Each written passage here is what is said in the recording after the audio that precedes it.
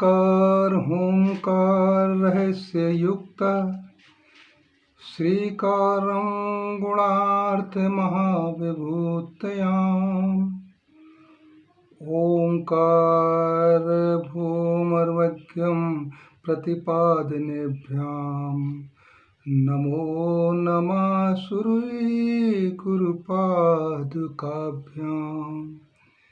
जय गुरुदेव। विश्व में होने वाली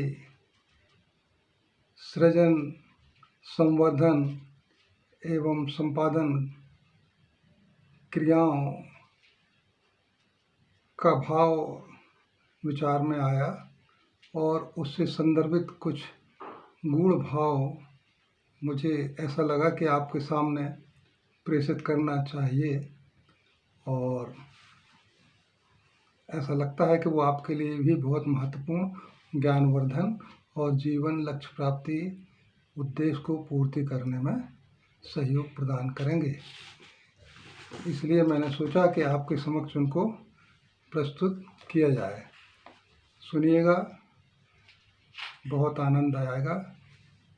इस विषय का संबोधन मैंने ज्ञान मंथन से किया है। तो जैसा कि हम जानते हैं कि विश्व ब्रह्मांड की समस्त लीलाएं उस परम ब्रह्म के व्यक्त स्वरूप साकार रंगों से भरी हैं। सगुण अनेक गुणों में रची बसी है। कहने मतलब जो भी हमें विश्व में दिख रहा है सब रंगों, गंधों और स्पर्श के भाव से मिल रहा है, और यह परिवर्तनशील क्षणभंगुरता उसकी चंचलता का प्रमाण है। यह बड़ा इसमें चंचलता है, परिवर्तनशील है, जिसका आधार उस परम ब्रह्म के अव्यक्त, अदृश्य, अविनाशी, जो कि निरंतर है, अखंड है, अनंत है, ऐसी सत्ता की सूक्ष्म क्रियाएं, संचालन व्यवस्था, शांति के स्तर से संपादित होती है। हम देखते हैं जो भी प्रकृति में हो रहा है, ये तीनों चीज़ों बताए हमने, जो सृजन, संवर्धन और संपादन बड़े शांति प्रिय ढंग से हो रही हैं, और जिनको हम इनका मुख्य द्योतक या जिनको ईश्वर कहते हैं, जो इनको संचालित कर रहे हैं, अगर उनको हम देखेंगे तो वो बड़ी शांति से वो, और कहते हैं समाधि में बैठकर, शिव जी समाधि में बैठकर, विष्णु भगवान शांत शीर शैया में बैठकर, और ब्रह्मा जी भी योग ध्यान में लीन होकर समस्त क्रियाओं को संपादित कर रहे हैं, जिसमें बड़ी सरलता, सहजता एवं स्वाभाविकता है। संपूर्ण व्यक्त जगत का जो प्रादुर्भाव हुआ है, संपादन व समापन इसी स्तर से होता है, जिसके कारण हमें हर व्यक्त सत्ता की क्रियाशीलता के अंदर कोई अव्यक्त, शांत, अदृश्य, अविनाशी सत्ता बल की अनुभूति होती है। जो भी क्रियाएं होती हैं तो ऐसा लगता है कि अनंत अखंड शांत सत्ता जो व्यक्त नहीं है उसके माध्यम से हो रही है। अतः सृष्टि में जो परिवर्तनशील जड़ जीव जगत के जीवन है, वह भी अदृश्य, अव्यक्त आत्मशक्ति, प्राण शक्ति की अनुभूति भी हमें होती है, जो कि सृष्टि जगत जीवन की सूक्ष्म इकाई है, जिसका आभास सूक्ष्म स्तर के जीवाणुओं से लेकर बड़े बड़े ग्रह, पिंडों, नक्षत्रों और आकाशीय उपग्रहों में भी होती है।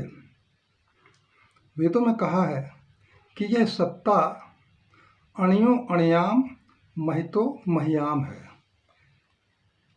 एवं इसके गुण यथा पिंडे तथा ब्रह्मांडे हैं।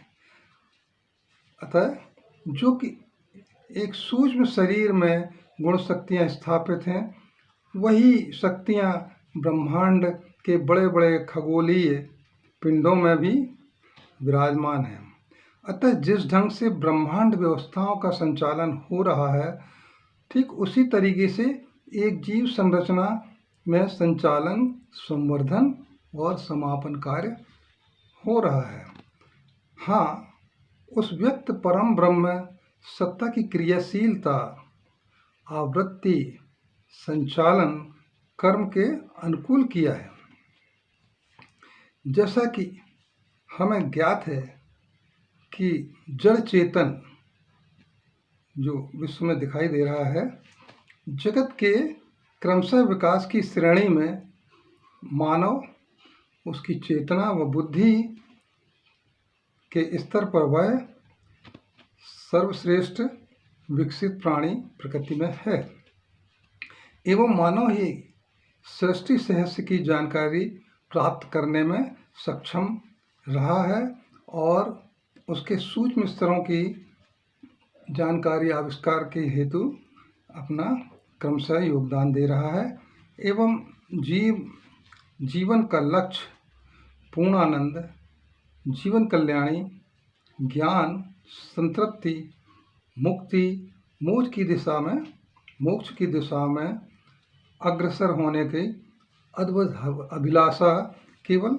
मानव में ही रहती है एवं इसकी प्राप्ति हेतु जगत में मानव सजग होकर जीवन में सदैव मन बुद्धि के स्तर पर हमेशा प्रयासरत रहता है। जो सजग मानव है वो प्रयासरत रहते हैं।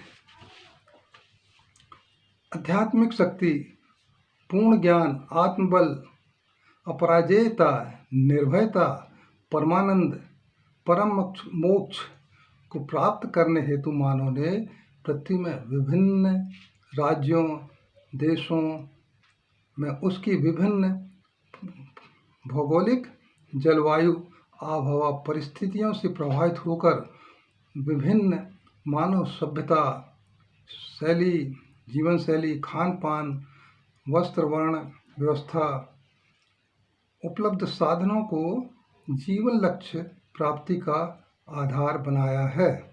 मतलब जो जिन परिस्थितियों में पृथ्वी में रह रहा है उसके अनुकूल उसने अपनी सारी विकास की क्रियाशीलता हेतु अपने आधार को तैयार किया है, जिसमें अनेक संप्रदाय, धर्म, संस्कार, संस्कृति, राजनीतिक प्रक्रियाएं व कर्म व्यवस्थाओं की स्थापना अलग अलग हुई है और उनका संवर्धन निरंतर होता चला जा रहा है।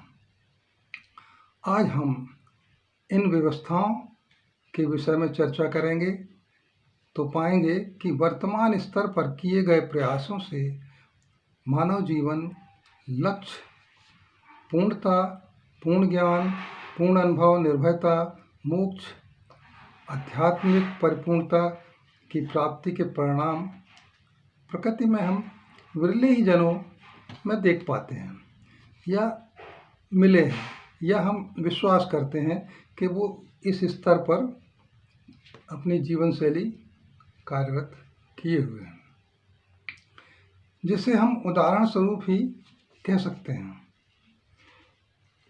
और इस अतृप्ति की गहराई में जाने से हमें इसका कारण ज्ञात होगा। जब हम उसकी गहराई में जाकर सोचेंगे तो हमको पता पड़ेगा कि हमारी भौतिक परख बुद्धि इस खोज का आधार है। जो भी हम अखंड आनंद शक्ति के बारे में जानना चाहते हैं उसमें हमारी परख जो है भौतिकतावादी होती है, व्यक्त स्तर की होती है और यह क्षेत्र जिसकी कि हम जानकारी लेना चाहते हैं, अनुभव लेना चाहते हैं, समझना चाहते हैं, वह क्षेत्र अभौतिक है, अव्यक्त है, अखंड है, शांत, आध्यात्मिकता, निर्गुण, निराकार की अनंतता से भरा हुआ है। तो दोनों विपरीत ध्रुव हम कह सकते हैं जिनके माध्यम से हमारा जगत की व्यक्त अव्यक्त शक्तियाँ कार्य कर रही हैं, और उनको ढूंढने का जो हमारा प्रयास है वो उसमें विरोधाभास की अनुभूति हम महसूस करते हैं। मानव ने अव्यक्त स्तर से संचालित अखंड अनंत सत्ता, जो कि निर्गुण निराकार पूर्ण आनंद का आधार है, उसकी अपने जीवन में अनुभूति प्राप्त करने व इसे जीवन में स्थापित करने हेतु अपनी सीमित भौतिक परक स्थिर बुद्धि का आधार का प्रयोग किया है। अतः मन ने उस असीम पूर्ण निःशब्द परम चेतन बल बुद्धि बल को सामान्य भ्रमित स्थिर परक बुद्धि बल से खोजने का प्रयास किया है, जिसके परिणाम स्वरूप हम व्यक्त सीमा में ज्ञान परिधि के क्षेत्र के अंदर ही प्राप्त कर पाते हैं। मतलब जितना हमारे चेतना का विस्तार होगा उतना ही हम ज्ञान की अनंतता को खोज पाएंगे। कहने का मतलब जितना बड़ा हमारा पात्र होगा उतना बड़ा ही हम समुद्र से या नदी से जल इकट्ठा कर सकते हैं। अतः हम भौतिकवादी बुद्धि विवेक के दृष्टिकोण से आदि भौतिक अखंड निर्गुण निराकार ईश परम तत्व महान तत्व, जो कि पूरे सृष्टि संसार का संचालक है, ब्रह्म है, को समझते हुए उसे अपनी जागृत स्वप्न व सुषुप्ति चेतना के स्तर पर स्थापित करने का प्रयास करेंगे तो उसमें दिशाहीन दिशा भ्रामकता होगी, और अधिकतम प्रयास के बाद हमारी चेतना की पूर्णता की उपलब्धि हम नहीं कर पाएंगे। मात्र उस शक्ति के स्पंदन की अनुभूति ही कर पाएंगे। इस पूर्ण की शक्ति से उत्पन्न होने वाली सफलता व उसके आनंद में स्थायित्व लाना हमारे जीवन का प्रथम उद्देश्य होना चाहिए। ये महत्वपूर्ण बात है, एक बार फिर से बोलूँगा। इस पूर्णत्व की शक्ति से उत्पन्न होने वाली सफलता व उसके आनंद में स्थायित्व लाना हमारे जीवन का प्रथम उद्देश्य होना आवश्यक है, क्योंकि इसी आनंद बल के संचालन प्रभाव से हमारे जीवन की उपलब्धि सहज सरल हो जाएगी।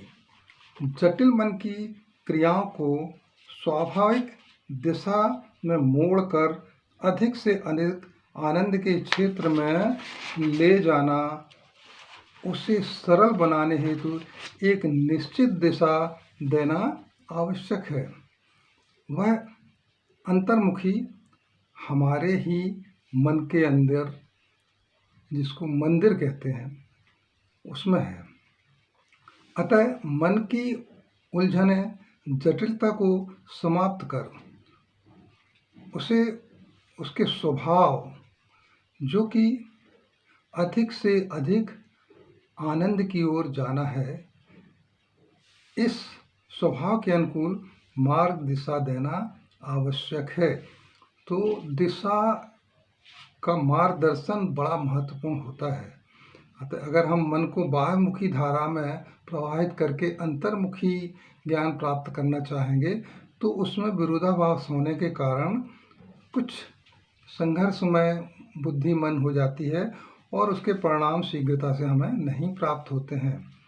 इस कार्य में आने वाले व्यवधान व उनसे मुक्ति पाने की जानकारी हम आगे प्राप्त करेंगे। तब तक कुछ समय हम इसी प्राप्त ज्ञान पर मंथन करते हैं। जय गुरुदेव। सुनने के लिए बहुत बहुत धन्यवाद। अगले मीटिंग में हम लोग आगे इसकी गहन चर्चा करेंगे, अवश्य सुनिएगा। जय गुरुदेव।